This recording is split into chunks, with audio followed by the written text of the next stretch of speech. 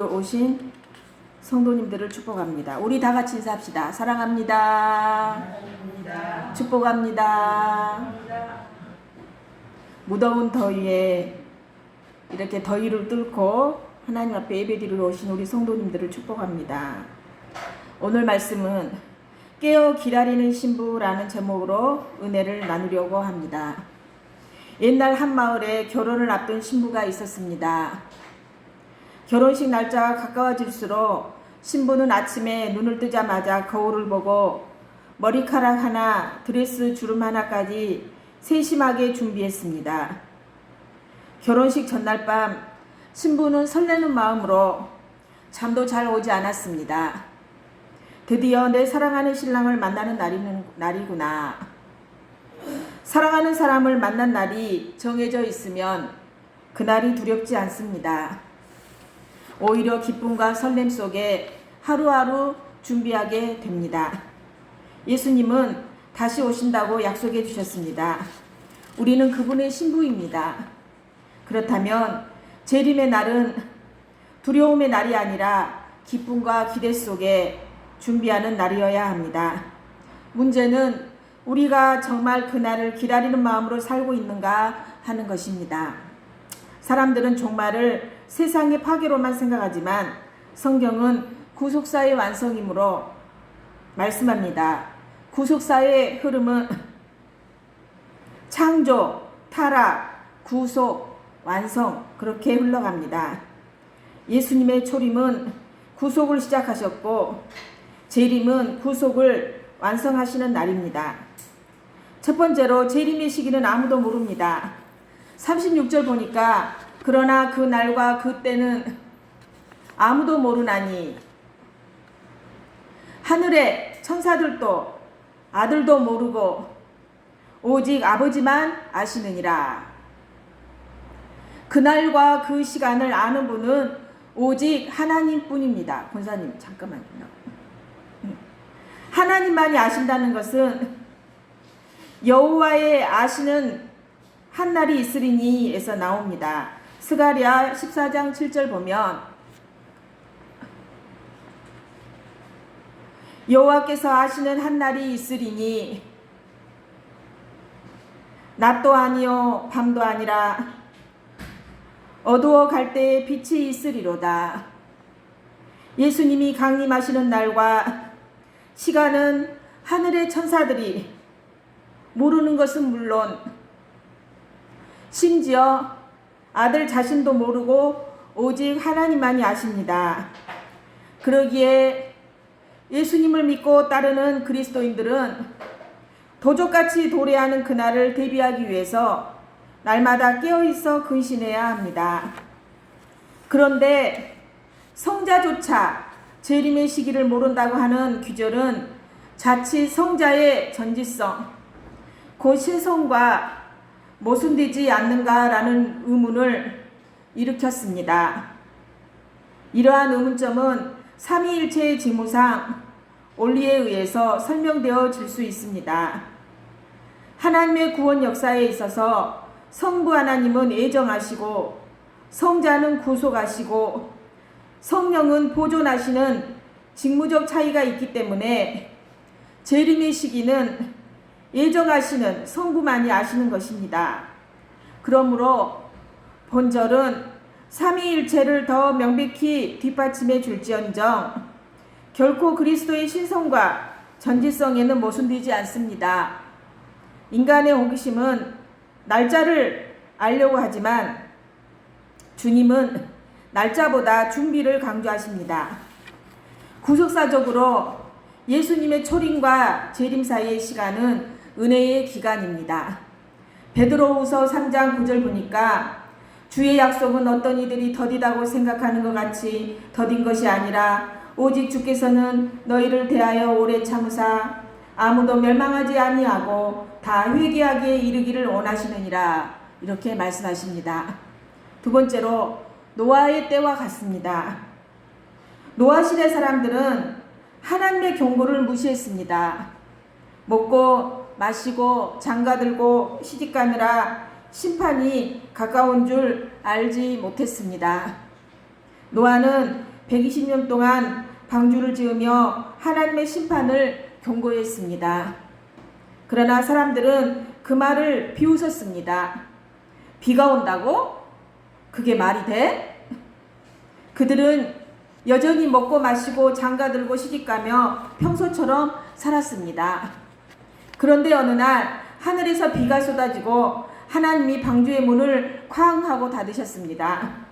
그제야 사람들은 두려움에 떨며 문을 두드렸지만 이미 늦었습니다. 심판은 갑자기 왔고 준비된 사람은 노아 가족뿐이었습니다. 재림의 날도 이와 같습니다. 방주의 문이 닫히면 더 이상 기회는 없습니다. 오늘이 준비할 날입니다. 노아의 때에 하나님의 말씀을 듣지 않던 모든 사람들이 세상 연락에 빠져서 평화시대를 구가하고 있을 때 돌연 심판의 대홍수가 쏟아졌듯이 주의 재림도 그처럼 세상 사람들에게 돌발적인 사건이 될 것입니다. 사실 이 땅의 일, 먹고 마시고 장가들고 시집가는 것에 얽매여 하나님께서 보여주신 종말의 때를 예고하는 징조를 무시하고 나아가 거룩한 일, 기도하는 일과 말씀 묵상하는 일, 봉사하는 일에 무관심한 사람들은 갑자기 들이닥친 종말에 아무런 준비도 못한 채 당황하게 될 것입니다. 그러나 하나님의 말씀을 듣고 순종하고 방주를 예비했던 노아와 그의 가족들은 구원을 받았듯이 주의 재림 시에도 믿음의 성도들은 구원을 받게 됩니다. 하나님의 말씀을 듣지 않는 자에게는 주의 날이 도적같이 이르러 그들의 생명을 앗아가지만 하나님의 말씀을 듣고 순종하는 사람에게는 그날이 바로 영원한 생명의 나라로 들어가는 때가 될 것입니다. 데살로니가전서 5장 2절에서 3절 말씀 보니까 주의 날이 밤에 도둑같이 이를 줄을 너희 자신이 자세히 알기 때문이라. 그들이 평안하다 안전하다 할 그때에 임신한 여자에게 해산의 고통이 이름과 같이 멸망이 갑자기 그들에게 이르리니 결코 피하지 못하리라 이렇게 말씀합니다. 1950년 6월 25일 새벽에 포성이 울렸습니다. 불과 전날만 해도 서울 시민들은 장을 보고 친구를 만나고 일상생활을 이어갔습니다. 그러나 몇 시간 만에 모든 것이 다 무너졌습니다. 준비된 사람만이 피난길에 오를 수 있었습니다. 준비하지 못한 사람들은 생명을 잃거나 사랑하는 가족과 생이별을 했습니다. 재림도 이와 같습니다. 평소에는 평온한 듯 보이지만 그날은 한순간에 옵니다. 준비된 사람만이 영원한 피난처로 들어갈 수 있습니다. 세 번째로 그날은 분리와 심판의 날입니다. 밭에 있는 두 사람이 있습니다. 밭에서 열심히 일을 하고 있는데 두 사람이 한 사람은 데려가고 한 사람은 버려둠을 당합니다. 맷돌질하는 두 여인이 있는데 한 사람은 데려가고 한 사람은 버려둡니다. 구속사적으로 재림의 날은 구속받은 자와 그렇지 않은 자를 분리하는 날입니다. 일상생활에 종사하던 사람들이 갑자기 양분되어서 한 종류는 데려감을 당하고 한 종류는 버려둠을 당하게 되는 사건이 발생할 것입니다. 당시 사람들은 여느 때와 마찬가지로 열심히 밭에서 일하고 열심히 직장에서 일하고 열심히 가정에서 살림을 하고 학생들은 열심히 공부를 하고 또 어떤 사람은 잠을 자고 있을 때 호련히 한 종류의 사람들이 없어진다는 말입니다. 이 한 종류의 사람들은 바로 택하신 무리, 즉 성도들인데 이들은 들림을 받아 재림하시는 주님을 영접하는 데 비해 남은 자들은 버리움을 받아 멸망의 심판을 받게 됩니다. 데살로니가전서 4장 17절 보면 그 후에 우리 살아남은 자들도 그들과 함께 구름 속으로 끌어올려 공중에서 주를 영접하게 하시리니 그리하여 우리가 항상 주와 함께 있으리라. 아멘. 그런데 그 두 부류의 사람들은 동일한 문화권 속에서 같이 생활을 했습니다. 서로 의지하는 처지에 있었다는데 우리가 놀라지 않을 수 없습니다. 여기서 우리는 구원받고 안 받는 문제가 사람의 외적인 모습에서 구별되는 것이 아니라 그것은 분명히 내면의 문제, 예수님을 구주로 영접했는가 아니면 주의 재림을 사모하며 매일을 살아가는가 라는 관점에서 구별된다는 사실입니다. 그러므로 우리는 내면의 깊은 것을 통찰하고 계시는 하나님의 관점에서 맞추어 외형적인 신앙생활에 급급하지 말고 항상 신실하고 경건함을 소유하는 참된 하나님의 사람으로 살아가야 합니다. 네 번째로 깨어있으라 라고 말씀합니다. 예수님께서는 당신의 재림 때에 일어날 사건을 매우 현실적으로 묘사하신 후 그러므로 깨어있으라 라는 말씀을 주셨습니다. 영적인 면에서 볼 때 분명히 한 종류의 사람들은 깨어 있었습니다.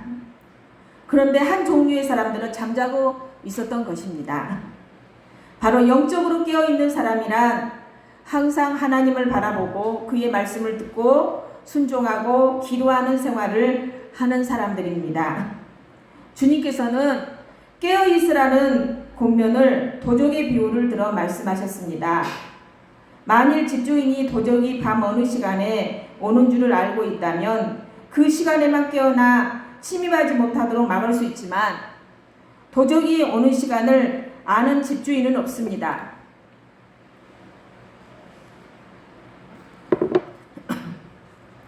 마찬가지로 우리 인간 중에 어느 누구도 주님의 재림의 때를 알지 못합니다. 따라서 세상 연락을 즐기며 죄를 짓고 있다가 주님께서 재림하실 때 회개하면 되지 않겠냐라는 이론은 성립할 수 없습니다. 도적을 막기 위한 최선의 방책은 집주인이 밤중에 계속 깨어있는 것이듯 우리가 주의 재림과 심판을 대비하는 최선의 방책도 영적으로 계속 깨어 예비하는 생활을 해야 합니다. 깨어 있다는 것은 바로 하루하루를 주님의 재림을 의식하며 사는 것입니다. 말씀과 기도로 마음을 지키고 복음 전하는 사명에 충실한 삶을 사는 것입니다. 중국 지하교회 성도 한 명은 매일 아침에 이렇게 기도했습니다. 주님, 오늘 오신다면 제가 부끄럽지 않게 하소서. 여러분 이런 마음으로 살아가고 계십니까? 항상 주님 당장 오늘 지금 오신다 해도 내가 부끄럽지 않는 삶. 저는 솔직히 너무 많이 부끄럽습니다. 그런데 항상 기도할 때 이 성도는 주님 오늘 오신다면 제가 부끄럽지 않게 해주십시오. 그는 주님의 재림이 두렵지 않았습니다. 오히려 주님이 오늘 오셔도 기쁘게 맞이할 수 있도록 매일을 준비하며 살았습니다. 재림 준비는 특별한 날에만 하는 것이 아닙니다. 매일의 삶 속에서 주님을 맞을 준비를 해야 합니다. 2000여 년 전 인간의 몸을 입고 이 땅에 오셔서 구속사역을 이루시기 위하여 십자가에서 죽으시고 부활 승천하신 예수님께서 택한 자의 구원을 완성하기 위해 마지막 날에 지상에 다시 오시는 일을 재림이라고 합니다. 주님은 승천하여 이 세상을 떠나기 전에 제자들에게 아주 분명하게 말씀하셨습니다. 다시 오겠다. 곧 재림하겠다고 약속해 주셨습니다. 이러한 약속하신 대로 부활 승천하신 그리스도께서 올라가신 그 모습 그대로 다시 오시는 것이 바로 재림입니다. 재림은 곧 지금 하늘 보좌 우편에 계신 예수님께서 다시 이 세상에 오시는 것입니다. 재림의 주인공은 우리가 잘 아는 바와 같이 본래 하나님이시나 2000여 년 전 사람의 몸을 입고 이 땅에 오신 예수 그리스도, 바로 그분이십니다. 우리는 33년간 이 땅에 우리와 같이 사셨으며 우리의 구원을 위하여 십자가에 달려 죽으시고 사흘 만에 부활하시어 승천하신 생명의 구주 예수 그리스도이십니다. 그럼에도 불구하고 간혹 우리들은 주위에서 자칭 재림주라고 떠들어대는 이단의 괴수들을 봅니다. 재림의 주 예수 그리스도는 그의 약속대로 구름을 타고 능력과 큰 영광으로 다시 오십니다. 그는 천사들의 증거대로 올라가신 그 모습 그대로 다시 이 세상에 오실 것입니다. 재림은 창세전부터 계획된 구속사의 절정입니다. 예수님의 초림은 십자가와 부활로 구속을 시작하셨고 재림은 그 구속을 완성하십니다. 세상의 역사는 하나님의 구속 계획에 따라 진행됩니다. 교회 시대는 신부가 신랑을 준비하는 기간입니다. 초대교회는 마라나다, 주여 오시옵소서 라는 고백으로 살았습니다. 사랑하는 성도 여러분, 그러면 우리는 어떻게 깨어 있을 것입니까? 믿음으로 깨어 있으시기 바랍니다. 말씀을 묵상하고 기도 생활을 꾸준히 하시기 바랍니다. 작은 일에 충성해야 합니다. 복음 전파에 힘써야 합니다. 마태복음 24장 14절, 이 천국 복음이 모든 민족에게 증언되기 위하여 온 세상에 전파되리니 그제야 끝이 오리라. 가족과 이웃과 직장 동료에게 복음을 전하는 것이 재림 준비의 한 부분입니다. 그 다음에 거룩함을 지키고 살아야 합니다. 세상의 죄와 타협하지 않는 삶을 살아야 합니다. 한 청년이 친구들과 유흥 자리에 가려 할 때 친구들이 우리 재미있게 살자 이렇게 권유를 했습니다. 그러자 그는 이렇게 답합니다. 주님이 오늘 오신다면 여기 있는 것이 부끄럽지 않겠니? 라는 말에 발길을 돌렸다고 합니다. 사랑하는 성도 여러분, 우리는 준비된 신부가 되어야 합니다. 재림은 심판이자 구원의 날입니다. 깨어있는 자에게는 영광의 날입니다. 베드로후서 3장 11절에서 12절 보니까 거룩한 행실과 경건함으로 하나님의 날을 바라보고 간절히 사모하라. 주님의 재림이 가까울수록 성도가 준비해야 될 것은 무엇입니까? 하나님만을 바라보는 믿음의 기름을 준비해야 합니다. 믿음의 본질은 보지 않고도 믿는 것입니다. 진정 보지 않고 믿는 믿음은 하나님을 기쁘시게 합니다. 주님의 재림을 믿는 믿음은 보지 못하는 장래의 일을 믿는 것입니다.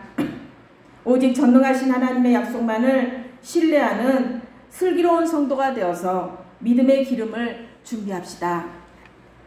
예수님만을 기다리는 소망의 기름을 준비합시다. 그 무엇이라도 세상의 것은 성도의 참 소망이 될 수 없습니다. 오직 예수님만을 기다리는 소망이 우리를 천국으로 인도합니다. 성령님을 사모함으로 사랑의 기름을 준비합시다. 사실 죄 가운데 빠져있는 우리는 사랑할 능력을 잃어버린 존재입니다. 그럼에도 불구하고 우리가 서로 사랑할 수 있는 것은 보혜사 성령님의 도움과 인도 때문입니다. 미움이나 무관심의 불씨를 키우면 우리는 사랑의 실패자가 되고 맙니다. 오직 사랑의 영인 성령의 충만함을 받아서 우리 모두 사랑의 기름을 준비합시다. 사랑하는 성도 여러분, 신랑이신 예수님을 깨어서 기다리는 신부가 됩시다.